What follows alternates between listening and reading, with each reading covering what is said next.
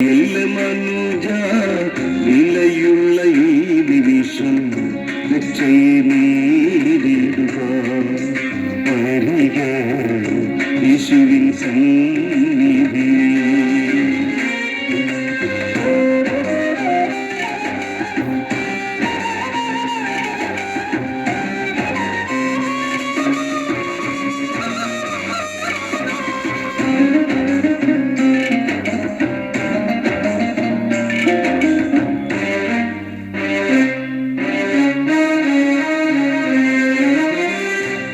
തന്നെ വഴിയും സത്യവും ജീവനും എന്ന് ചെയ്തു പ്രിയൻ. ഞാൻ തന്നെ വഴിയും സത്യവും ജീവനും എന്ന് ചെയ്തു പ്രിയൻ.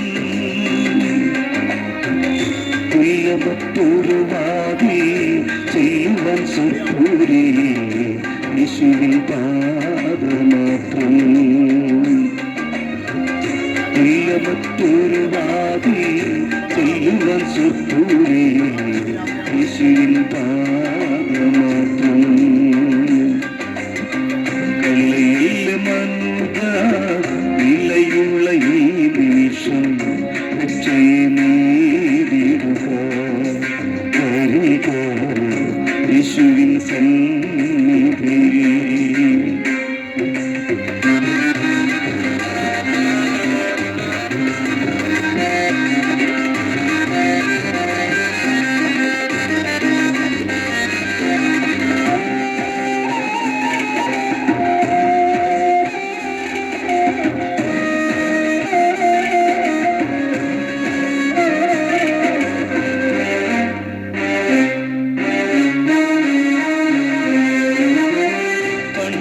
പണ്ഡിതനായാലും പാമരനായാലും മൃത്യുവിനടിമയല്ലേ. പണ്ഡിതനായാലും പാമരനായാലും മൃത്യുവിനടിമയല്ലേ. ആസ്വദിക്കും ആനന്ദ ജീവിതം ആനിടും കിനാവ് പോലെ. ആസ്വദിക്കും ആനന്ദ ജീവിതം ആനിടും കിനാവ് പോലെ.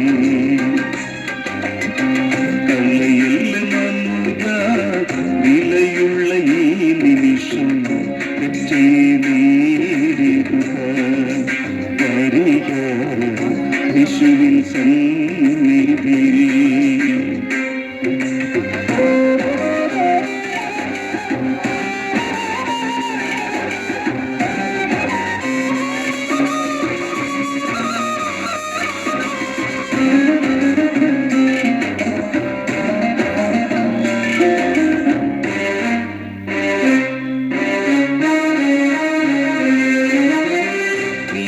നിനക്കായൊരുവൻ കാൽവരി ക്രൂശിൽ യാഗമായി തീർന്നില്ലയോ. നിനക്കായൊരുവൻ കാൽവരി ക്രൂശിൽ യാഗമായി തീർന്നില്ലയോ. നിത്യജീവൻ തരാൻ നിത്യത പോകുവാൻ രക്ഷകൻ വിളിച്ചിടുന്നു. നിത്യജീവൻ തരാൻ നിത്യത പോകുവാൻ രക്ഷകൻ വിളിച്ചിടുന്നു. കള്ളയിൽ മനുജ വിലയുള്ള ഈ നിമിഷം രക്ഷയെ നേരിടുക വരിക യേശുവിൻ സന്നിധി.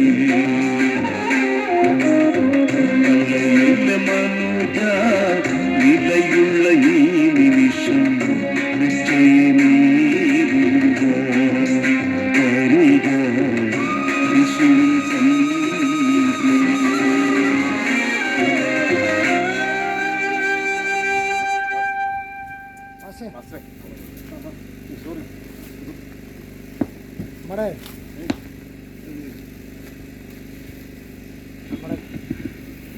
Praise Lord.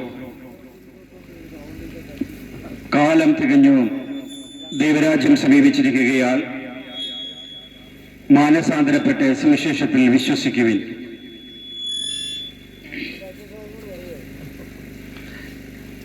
എന്താകുന്ന സുവിശേഷം?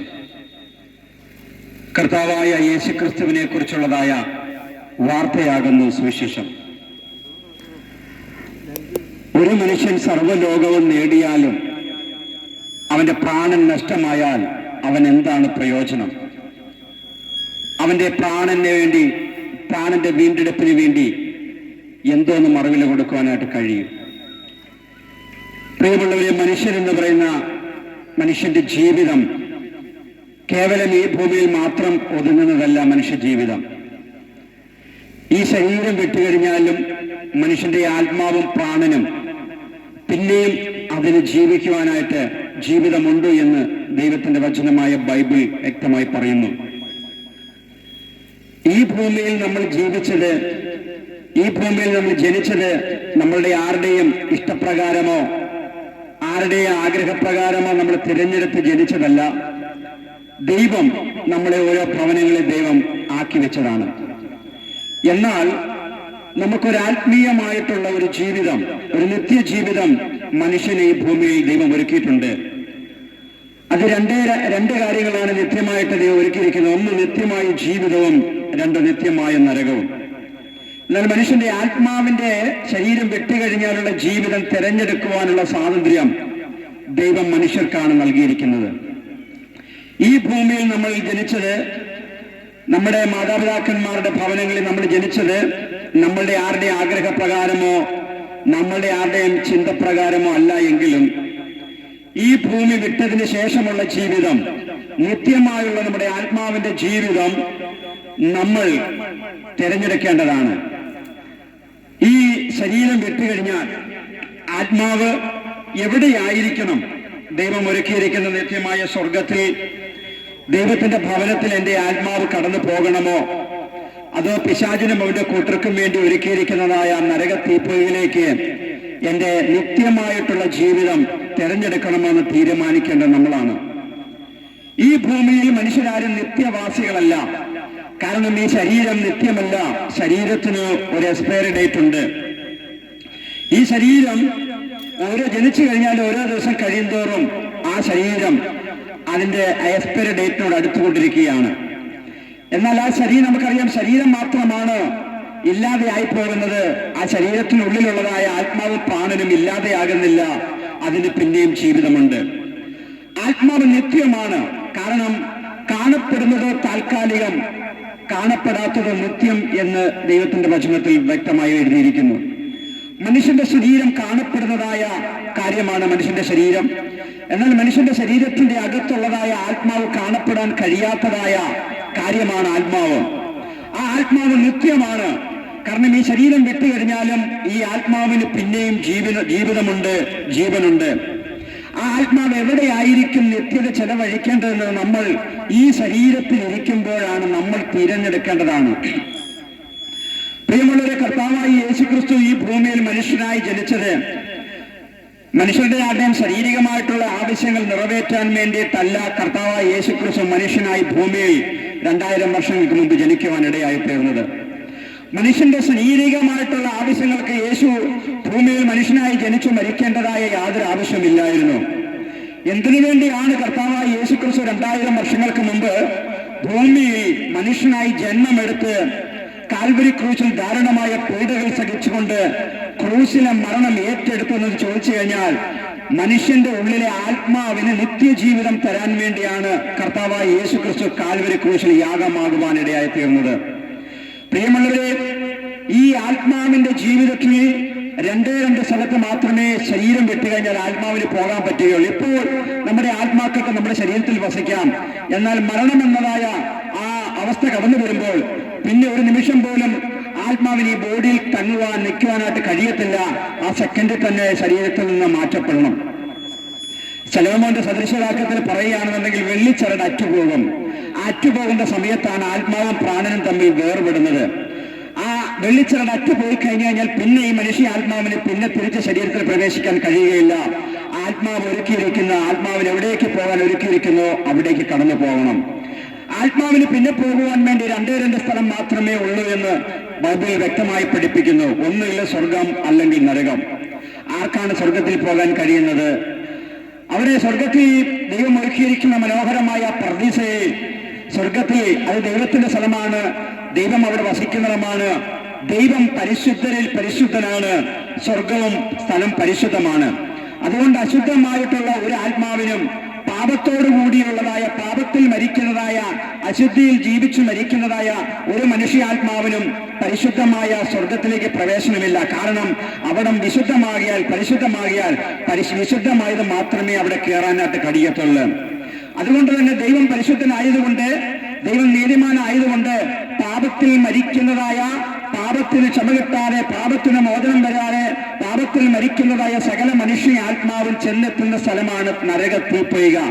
അവിടെ പിശാചിനും കൂട്ടർക്കും വേണ്ടി ഒരുക്കിയിരിക്കുന്നതാണ്. കാരണം പിശാചി അശുദ്ധനായ, പാപം നിറഞ്ഞതായ അശുദ്ധനായ വ്യക്തിയാണ്. ആ പാപമുള്ള നിറഞ്ഞതായ വ്യക്തികൾ, മനുഷ്യരും അവിടേക്ക് തന്നെ കടന്നു പോകും.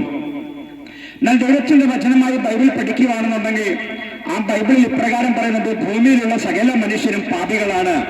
ഭൂമിയിലുള്ള സകല മനുഷ്യരും പാപികളായതുകൊണ്ട് ഒരു മനുഷ്യനും സ്വർഗരാജ്യത്തിൽ പ്രവേശിക്കാനായിട്ട് കഴിയത്തില്ല. കാരണം മനുഷ്യൻ പാപികളാണ്.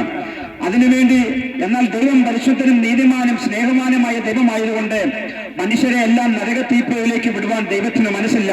അതുകൊണ്ട് ദൈവം എന്തോ ചെയ്തെന്ന് ചോദിച്ചു കഴിഞ്ഞാൽ, മനുഷ്യന്റെ പാപത്തിൽ നിന്ന് മോചനം കൊടുക്കുവാൻ, മനുഷ്യന്റെ അകൃത്യങ്ങൾക്ക് പരിഹാരം വരുത്തുവാൻ, ഒരു മനുഷ്യനെയും വീണ്ടെടുക്കുവാൻ കഴിയാതെ, രക്ഷിക്കുവാൻ കഴിയാതെ, ഒരു മനുഷ്യനെ പാപത്തിൽ നിന്ന് മോചനം കൊടുക്കുവാൻ ആരാലും ഒരു പ്രവൃത്തിയാലും കഴിയാതെ ഇരുന്നപ്പോൾ പരിശുദ്ധനായ ദൈവം തന്നെ, മനുഷ്യന്റെ സൃഷ്ടിതാവായ ദൈവം തന്നെ മനുഷ്യനെ പാപത്തിൽ നിന്ന് മോചിക്കുവാൻ, മനുഷ്യനെ പാപത്തിൽ നിന്ന് വീണ്ടെടുത്ത് ശുദ്ധീകരിച്ച് അവനെ വിശുദ്ധനാക്കി തീർക്കുവാൻ വേണ്ടി 2000 വർഷങ്ങൾക്ക് മുമ്പ് വിശുദ്ധനായ പരിശുദ്ധനായ ദൈവം മനുഷ്യരായി ഈ ഭൂമിയിൽ ജനിക്കുവാനിടയായി തീർന്നു.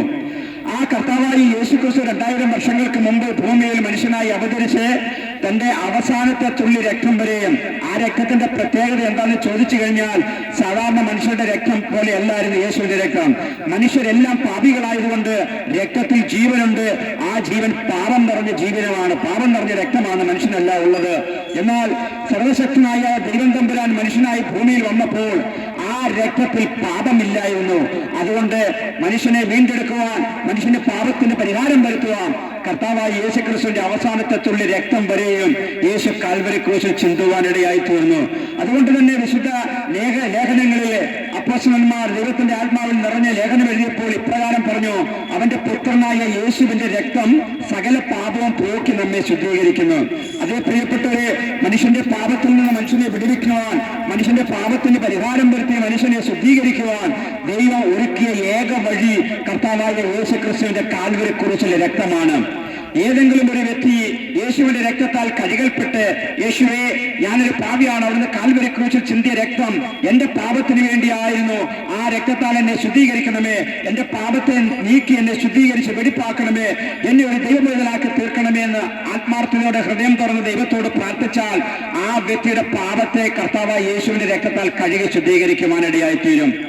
അത് എത്രമാത്രം ശക്തമായ പാപമായിരുന്നെങ്കിലും, രക്താംബരം പോലെ ചുമപ്പായിരിക്കുന്ന പാപമാണെങ്കിലും അത് ഹിമം പോലെ വെണ്മയായി തീരും. അങ്ങനെ യേശുവിന്റെ രക്തത്താൽ കഴുകി ശുദ്ധീകരണം പ്രാപിച്ച് പാപത്തിന് മോചനം കിട്ടിയതിനു ശേഷമാണ് ഒരു മനുഷ്യാത്മാവ് മരിക്കുന്നതെങ്കിൽ ആ മനുഷ്യാത്മാവ് ദൈവം ഒരുക്കിയിരിക്കുന്ന പർദീസയായ സ്വർഗീയമായ പരിശുദ്ധമായ സ്ഥലത്തിലേക്ക് കടന്നുപോകും. അങ്ങനെ പാപത്തിൽ നിന്ന് മോചനം കിട്ടിയ വ്യക്തികളാണ്, അവരുടെ ആത്മാവ് പോകുന്ന സ്ഥലമാണ് സ്വർഗസ്ഥലം എന്ന് പറയുന്നത്. അതുകൊണ്ടാണ് യേശുക്രിസ്തു യോഹന്നാന്റെ സുവിശേഷത്തിൽ ഇപ്രകാരം പറയുന്നുണ്ട്, ജീവിച്ചിരുന്ന് എന്നിൽ വിശ്വസിക്കുന്നവൻ ആരും മരിക്കുകയില്ല, ജീവിച്ചിരുന്ന് എന്നിൽ വിശ്വസിക്കുന്നവൻ മരിച്ചാലും അവൻ പിന്നെയും ജീവിക്കും. അവൻ ഉയർത്തെഴുന്നേറ്റ് ദൈവത്തോടുകൂടെ സ്വർഗത്തിൽ ദൈവത്തിന്റെ സന്നിധിയിലായിരിക്കും. പ്രിയമുള്ളവരെ, നമ്മളെ ആത്മാക്കൾക്ക് രക്ഷ നൽകി, നമ്മുടെ ആത്മാക്കൾക്ക് പുതുജീവനം നൽകി, നമ്മുടെ ആത്മാവിനെ നിത്യതയിൽ ദൈവം ഒരുക്കിയിരിക്കുന്ന സ്വർഗീയ പർദീസിൽ എത്തിക്കുവാൻ വേണ്ടി കർത്താവായ യേശുക്രിസ്തു മനുഷ്യനായി ഭൂമിയിൽ ഇറങ്ങി വന്നു. അതിദാരുണമായ പീഡകൾ സഹിച്ച് ആ കർത്താവ് കാൽവരി ക്രൂശിൽ മരിച്ചതിന്റെ കാരണം എന്നെയും നിങ്ങളെയും അത്രമേൽ ദൈവം സ്നേഹിക്കുന്നത് കൊണ്ടാണ്. പ്രിയപ്പെട്ടവരെ, നമ്മളെ ഓരോരുത്തരെയും ദൈവം സ്നേഹിക്കുന്നു. നമ്മൾ ഒരാൾ പോലും നശിച്ചു പോകുവാൻ ദൈവം ആഗ്രഹിക്കുന്നില്ല. നമ്മൾ സകല വ്യക്തികളും രക്ഷിക്കപ്പെടുവാൻ, പാപത്തിൽ നിന്ന് മോചനം പ്രാപിച്ച് നമ്മുടെ ആത്മാക്കൾക്ക് മോക്ഷം കിട്ടി നമ്മുടെ ആത്മാവ് നിത്യമായുള്ള സ്പർദീസിലേക്ക് കടന്നു പോകുവാൻ വേണ്ടി ദൈവം ആഗ്രഹിക്കുകയാണ്. എന്തുകൊണ്ടാണ് ദൈവം ഇങ്ങനെ ആഗ്രഹിക്കുന്നതെന്ന് ചോദിച്ചു കഴിഞ്ഞാൽ അതിന്റെ ആൻസർ വേദപുസ്തകത്തിൽ പറയുന്നുണ്ട്. ദൈവത്തിന് തന്റെ സകല സൃഷ്ടികളോട് കരുണ തോന്നുന്നു. അതേ പ്രിയമുള്ളവരെ, ദൃശ്യമായതാകട്ടെ അദൃശ്യമായതാകട്ടെ സകലതും യേശുക്രിസ്തു മുഖാന്തരമാണ് സൃഷ്ടിക്കപ്പെട്ടത്. കാരണം സകലത്തിന്റെ സൃഷ്ടിതാവായ ദൈവത്തിന് തന്റെ ഒരു സൃഷ്ടി പോലും നശിച്ചു പോകാൻ ആഗ്രഹമില്ല. ആ ദൈവം തന്നെ പരിശുദ്ധനും നീതിമാനുമായതുകൊണ്ട് പാപം ചെയ്ത ആത്മാക്കളെ നരകത്തിൽ കൊണ്ടുപോകാനും സ്വർഗത്തിലേക്ക് കൊണ്ടുപോകാനും കഴിയുകയില്ല. അതിന് ദൈവം തന്നെ പരിഹാരം വരുത്തി താൻ തന്നെ പാപത്തിന് പരിഹാരമായി മരിച്ചവരുടെ പുനരുദ്ധാനത്തിന് മരിച്ചവർക്ക് നിത്യജീവൻ നൽകുവാൻ വേണ്ടി താൻ മനുഷ്യനായി ഭൂമിയിൽ ഇറങ്ങി വന്ന് തന്റെ അവസാനത്തെ തുള്ളി രക്തം വരെയും എന്റെയും നിങ്ങളുടെയും പാപത്തിന് പ്രായശ്ചിത്തമായി ദൈവം നൽകി തരുവാനിടയായി തീർന്നു. ഇനി നമ്മൾ ആരും നിത്യതയിൽ കടന്നു പോകുവാൻ സ്വർഗരാജ്യം അവകാശമാക്കുവാൻ വലിയ വലിയ പ്രവൃത്തികളൊന്നും ചെയ്യേണ്ടെന്ന് ആവശ്യമില്ല. പിന്നെയോ ദൈവത്തിന്റെ വചനം പറയുന്നതായ യേശുക്രിസ്തുവിനെ അംഗീകരിച്ച് യേശുക്രിസ്തുവിൽ വിശ്വസിച്ച് യേശുക്രിസ്തു പറഞ്ഞതായി കൽപ്പനയാകുന്ന സ്നാനമേറ്റ് വിശുദ്ധിയോടെ ദൈവത്തെ ആരാധിച്ചു കഴിഞ്ഞാൽ സ്വർഗരാജ്യത്തിൽ ചെന്ന് ചേരുവാനിടയായി തീരും. മർക്കോസിന്റെ സുവിശേഷം 16-ാമത്തെ അധ്യായം 16-ാമത്തെ വാക്യത്തിൽ യേശുക്രിസ്തു ഇപ്രകാരം പറയുന്നുണ്ട്: വിശ്വസിക്കുകയും സ്നാനമേൽക്കുകയും ചെയ്യുന്നവൻ രക്ഷിക്കപ്പെടും. ആരാണ് രക്ഷിക്കപ്പെടുന്നത്? രക്ഷിക്കപ്പെടുക എന്ന് പറഞ്ഞാൽ നരക തീപ്പൊയ്കയിൽ നിന്ന് രക്ഷപ്പെടും. നരക തീപ്പൊയ്ക ഒഴിഞ്ഞു മാറിപ്പോകാൻ സാധിക്കും. വിശ്വസിക്കുകയും സ്നാനമേൽക്കുകയും ചെയ്യുന്നവൻ രക്ഷിക്കപ്പെടും. വിശ്വസിക്കാത്തവൻ ശിക്ഷാവധിയിൽ അകപ്പെടും. അതുകൊണ്ട് ഞങ്ങളെ കേൾക്കുന്ന പ്രിയപ്പെട്ടവരെ, നമ്മുടെ ആത്മാവിന്റെ രക്ഷയ്ക്ക് വേണ്ടി കർത്താവായ യേശുക്രിസ്തു ഇത്രത്തോളം പങ്കപ്പാടുകൾ സഹിച്ചുവെങ്കിൽ അത് വ്യർത്ഥമാക്കി കളയാതെ, അത് ടേസ്റ്റാക്കി കളയാതെ, യേശു ഇത്രത്തോളം വേദന സഹിച്ചത് എനിക്ക് വേണ്ടിയാണ് തിരിച്ചറിഞ്ഞുകൊണ്ട് ആ യേശുവിനെ രക്ഷകനായി കർത്താവായി സ്വീകരിച്ചുകൊണ്ട് യേശുവിന്റെ കാൽവരി ക്രൂശിൽ കൂടെയുള്ളതായ ആ രക്ഷയെ സ്വീകരിച്ചുകൊണ്ട് പാപമോചനത്തിനെ സ്വീകരിച്ചുകൊണ്ട് ഒരു ദൈവ പൈതലായി തീരുവാൻ, സ്വർഗരാജ്യത്തിന് അവകാശികളായി തീരുവാൻ ദൈവം നിങ്ങളെ സഹായിക്കട്ടെ എന്നുള്ള പ്രാർത്ഥനയോടുകൂടി ഞാൻ എന്റെ വാക്കുകളെ ചുരുക്കുകയാണ്. അതുപോലെ തന്നെ ഇന്ന് വൈകിട്ട് ഡെക്കഫാമിന് അടുത്തുള്ളതായ ആ സ്തോത്രം ഒരു ഭവനത്തിൽ വെച്ച് ഇന്ന് വൈകിട്ട് കൃത്യം 6 മണി മുതൽ 9 മണി വരെ കൺവെൻഷൻ നടത്തപ്പെടുന്നുണ്ട്. ആ കൺവെൻഷനിലേക്ക് അനുഗ്രഹീതരായ ഗായകർ മനോഹരമായ ഗീതങ്ങൾ ആലപിക്കുകയും അതിനുശേഷമായി ദൈവത്തിന്റെ ദാസൻ, അഭിഷിക്തനായ കർത്താവിന്റെ ദാസൻ നിങ്ങൾക്കായി ദൈവത്തിന്റെ വചനം ശുശ്രൂഷിക്കുകയും ചെയ്യുകയാണ്. ആ മീറ്റിംഗിലേക്ക് നിങ്ങളെ സ്വാഗതം ചെയ്തുകൊണ്ട്, ആ കൺവെൻഷനിലേക്ക് നിങ്ങളെല്ലാവരെയും ക്ഷണിച്ചുകൊണ്ട് ഞാൻ എന്റെ വാക്കുകൾ ചുരുക്കുന്ന ഒരു വാക്ക് നിങ്ങൾക്ക് വേണ്ടി